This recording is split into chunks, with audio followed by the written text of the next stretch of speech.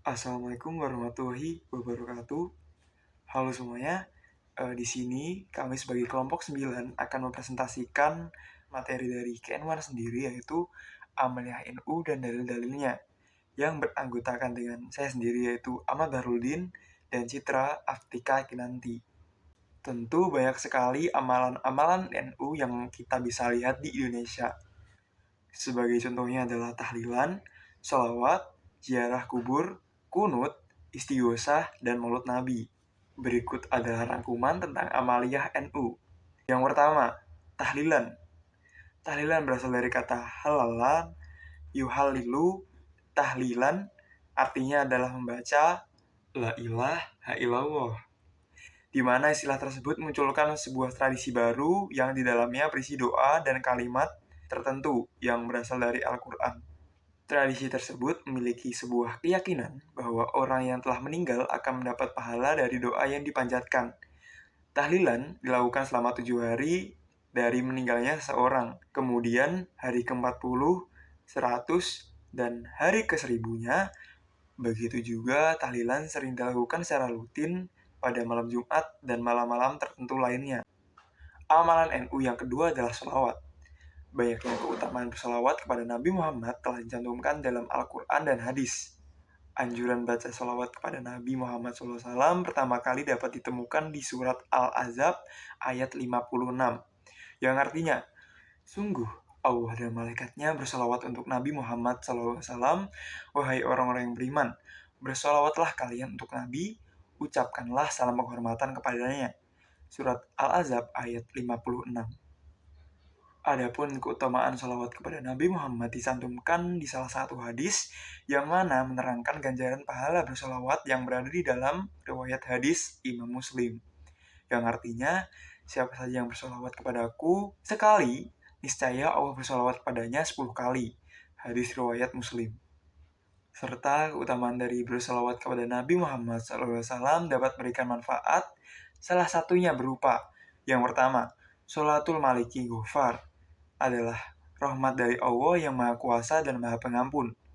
Yang kedua, syafaatul Nabiyil Muhtar, yang artinya syafaat Nabi Muhammad, Nabi pilihan. Yang ketiga adalah qadaul hawaij wal autar, yang artinya pemenuhan hajat dan harapan. Amaliyah NU yang ketiga yaitu ziarah kubur. Ziarah kubur pada awalnya dilarang oleh Nabi Muhammad, karena pada masa itu Nabi Muhammad SAW mempertimbangkan psikologis masyarakat Arab, serta keimanan mereka yang dapat dibilang masih lemah, di mana masyarakat masih kental dengan ajaran nenek moyang yang menyembahkan kepada patung dan sejenisnya. Akan tetapi, setelah berjalannya waktu, Nabi Muhammad mulai mengizinkan umat muslim untuk berziarah dengan maksud mengingat kehidupan akhirat. Maka sebenarnya hukum dasar diperbolehkannya ziarah kubur dengan ilat atau alasan adalah takziratul akhirah, yaitu mengingatkan kita kepada akhirat. Oleh karena itu, diperbolehkan ziarah ke makam orang tua dan juga ke makam orang soleh atau para wali selama ziarah itu dapat mengingatkan kita pada akhirat. Tradisi ini biasanya dilakukan saat menjelang bulan Ramadan atau akhir Syaban. Sebagian mengistilahkan sebagai arwahan atau nyekar di sekitar Jawa Tengah atau kosar di sekitar Jawa Timur. Yang keempat adalah kunut. Pandangan ulama terhadap penerapan doa kunut di dalam sholat berbeda-beda. Adapun Imam Syafi'i dan Imam Maliki beranggapan bahwa doa kunut di dalam sholat dianjurkan. Pandangan ini didasarkan oleh hadis riwayat Anas bin Malik. Rasulullah Shallallahu Alaihi Wasallam senantiasa melakukan kunut pada sholat subuh sampai beliau meninggal dunia. Hadis riwayat Ahmad. Sedangkan Imam Hambali dan Imam Hanafi beranggapan doa kunut di dalam sholat subuh tidak dianjurkan. Pandangan ini didasarkan oleh salah satu hadis Imam Muslim yang berbunyi, sesungguhnya Rasulullah Shallallahu Alaihi Wasallam tidak berkunut ketika sholat fajar atau sholat subuh, kecuali ketika mendoakan kebaikan atau keburukan untuk suatu kaum. Hadis riwayat Muslim. Nahdlatul Ulama pada manhaj fikrahnya tidak mendasarkan hanya pada satu mazhab, melainkan lebih dari satu.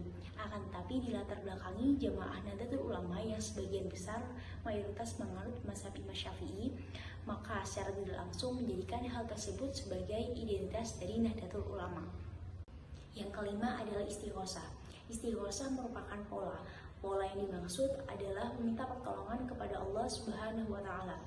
Istighosa dibagi menjadi dua bagian, yaitu istighosa kepada Allah dan istighosa selain kepada Allah. Istighosa kepada Allah terdapat di surat An-Anfal ayat 9 yang bunyinya, "Ingatlah wahai Muhammad, ketika kamu memohon pertolongan kepada Tuhanmu, lalu diperkenankannya bagimu, sesungguhnya aku akan mendatangkan bala bantuan kepada kamu dengan 1000 malaikat yang datang beruntut-untut." Ayat ini menjelaskan peristiwa Nabi Muhammad yang sedang meminta pertolongan kepada Allah, yang pada saat itu beliau sedang menghadapi perang Badar, di mana musuh umat muslim memiliki kekuatan 3 kali lebih kuat, sehingga Allah memerintahkan 1000 pasukan malaikat untuk membantu umat muslim di medan perang. Yang kedua, istighosa kepada selain Allah. Hal ini tetap ditujukan kepada Allah yang Maha memberi pertolongan. Akan tetapi, tidak menampik bahwa Allah memiliki rencana melalui makhluk dalam memberi pertolongan.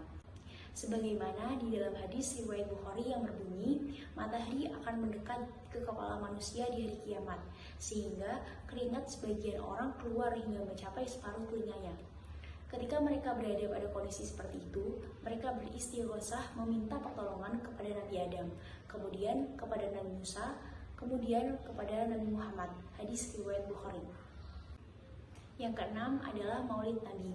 Maulid Nabi diperingati oleh umat muslim di bulan Rabiul Awal, di mana tradisi ini dimaksudkan untuk menyambut dan memperingati kabar gembira atas kelahiran Nabi Muhammad SAW.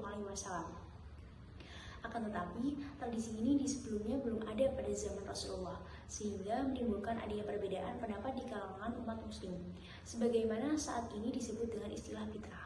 Mengenai bid'ah, Rasulullah SAW pernah menjelaskan di dalam sebuah hadis yang diriwayatkan oleh Ahmad radhiyallahu anhu yang berbunyi, "Berhati-hatilah kalian dari sesuatu yang baru, karena sesuatu yang baru adalah bid'ah, dan setiap bid'ah adalah sesat."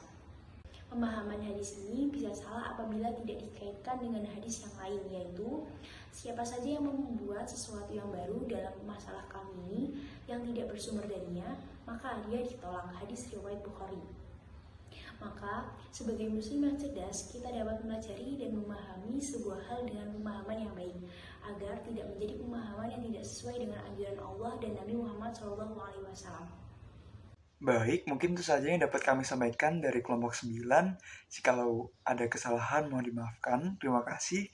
Wassalamualaikum warahmatullahi wabarakatuh.